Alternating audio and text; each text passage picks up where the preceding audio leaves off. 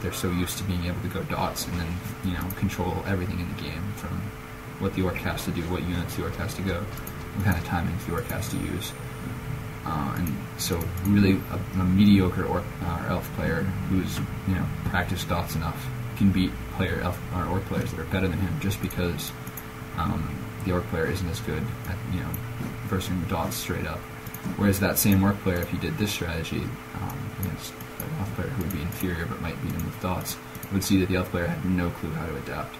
And even Czech, as good as he is making some pretty significant mistakes versus this strategy. And again, I just want to stress that Czech is definitely the better player, I believe. But Eric's outsmarting him, and that's going to get him the win. So again, looking at Eric's base, this is what I was talking about. He's banking at 50 food while he's, you know, researching liquid fire. The resources he's spending, the wood and the gold that he spends on getting his production buildings up, extra burrows up, and upgrades up. So he's got his spirit lodge going up. It won't be very long before he gets a torn totem. For some reason, he just went into upkeep. I don't really know why. One thing he should have done a while ago, or should be doing. Oh, I know why he went into upkeep. Sorry, he just hired some goblin sappers. It's a really good move on his part. One thing he should have done a while ago, though, is got a goblin shredder. But hey. So, anyways, you see, you know, the other thing is if you can't harass the expansion, you always have the option of just taking it out. That's the great thing about having raiders, and that's the great thing about a map with shops where you have goblin sappers. So you see he starts attacking the expansion, raiders come in. The cool thing actually is that he doesn't have to port, but he chooses to. So you'll see like Czech's town portal got cancelled because the expansion died before Czech could port. So he could have actually stayed here with his army and finished off the Ancient of War and the two Ancient Protectors and the Wisps without losing a thing. But I guess he was too worried about losing his whole army, which Czech's army so he ported. Sorry, I had a bit of a cold. Anyway, St0p Mask on the Shadow Hunting, by the way, very useful.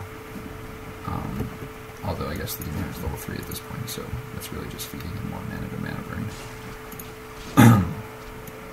burn. Czech, obviously, in kind of dire straits, looking at his food. He's also banking. Dots very rarely go into upkeep. But he needs an expansion up and secured, because he knows that Eric has an expansion up and secured. And looking at Eric again, once again banking 1,500 gold, 200 wood, and he's researching Shaman Adept training. Oddly enough, Czech sent his Beastmaster. I guess his cooldown wasn't done. And the Beastmaster's not going to do too much to stop the Blade Master from killing the expansion. So once again, he's delayed the expansion, but Czech is trying to sneak one. Once again, notice he's trying to sneak an expansion at Eric's natural. I think that counts as Eric's natural anyway. Another tip I should give, and this applies to any point in time where you have an air army, and I didn't mention it, but Czech used it earlier with a dot in dot form, in crow form. You can put them over the tree line and have vision, much greater vision than you would have if they were not over the tree line, which is something when you're using bats. I do it a lot for Undead, for example. It's like having a free scout, because they can't see over the tree line with a ground army, but because you're in the air above the tree line, you can see them. And again, you don't see most bat users do this, because here you go. Czech's got a hippogriff over the tree line at the red camp. He's not using it in his army because he knows there's not going to be any one-on-one fighting for a while, so it's really useful for him as a scout to tell if Eric ever wants to creep that red camp and throw up an expansion there, which is definitely, if you were Eric, that's probably the next place you're planning on expanding. Anyways, Czech carelessly losing his level 4 Beastmaster here. That's no good. This is the thing about, you do have to split up your army as the elf to defend this properly, but unfortunately for you, that can often mean getting caught against the orc's full army when you don't have your full army. So anyways, looking back at his base, he's going, all of a sudden he shot from 50 food to 63 food, but he's building 2 more Verns, a Torn Chieftain, and a Shaman. So he's going to have Bloodlusted Wyvern and Bloodlusted Shaman, or Bloodlusted Torn, sorry, which is a pretty difficult army to beat. Very difficult army to beat, I should say. Even if you cycle in all the Torn, you're still going to have a pretty hard time killing all the Verns with the Blade Master and back chewing up your army. So, pretty good army, pretty hard to lose to dots. Not with the army at 50 food, but if you have that army at 60 food against 50 food dots, you're in pretty good shape. Which is what I would say Eric's in right now. It's pretty good shape. Czech's hired a keeper of the grove, by the way. Interesting choice on his part. I mean, it's 4 entangle, and it's just the longer he can disable the blade, the better. And maybe even hope for a blade kill with entangle, like if you dust and then burn and entangle.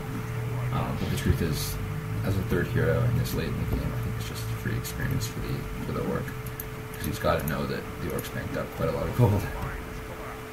Anyways, Czech's army, by contrast, 52 food.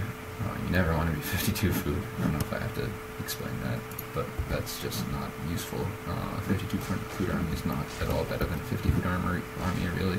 It's just like having 2 more peons, but you're mining significantly less gold. So, anyways, that's what Czech ports with, and at this point, like I said, look how quickly that keeper dies. It's just, I don't think he got even a single entangle off. Now you can right-click the Demon Hunter. And that's pretty much a good game right there. Really what the strategy involves is getting that expansion up and then just harassing the elf to death while you're mining all the gold you want in safety. Which is really, I mean, if you think about it, that's kind of how humans play against undead, right? They get an expansion up, and then, depending on the hero they have, they want to kill the undead shop as much as possible. They want to kill acolytes. If they have a paladin, they can holy light the acolytes to death.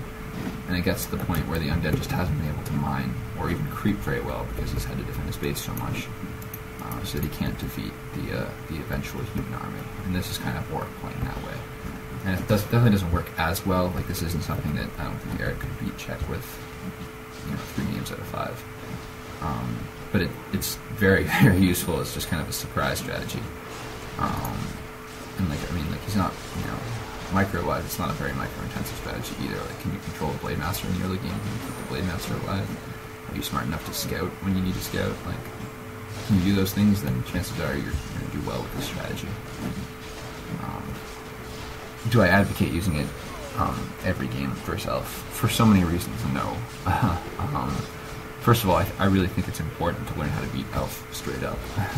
And to, for your micro and for your general improvement in all matchups, because unless you have a map pack, which I guess is not that hard to find these days, but unless you have a map pack, you aren't going to be beating orc players, human players, and undead players with this type of opening, skipping tier 1 and harassing towers, and harassing with a Blade Master. It's just not going to be possible.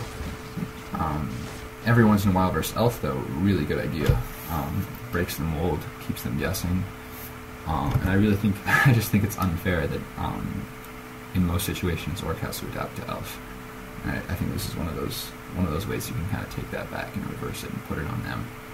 So I hope you guys like my audio. And once again, if anyone has any idea how I can once again open replays just by double clicking them on the desktop, I would really appreciate some advice on that. I'm pretty convinced it's because I have Vista, and specifically 64-bit Vista, but we'll see. As far as the mic issues go, I know there's definitely some background noise in this audio, and now I can't even blame it on traffic because I'm not even where I recorded the last few audios. I'm in a quiet area. I'm going to do my best to fix them. I think it must be the mic. So, whatever, I'll work on that.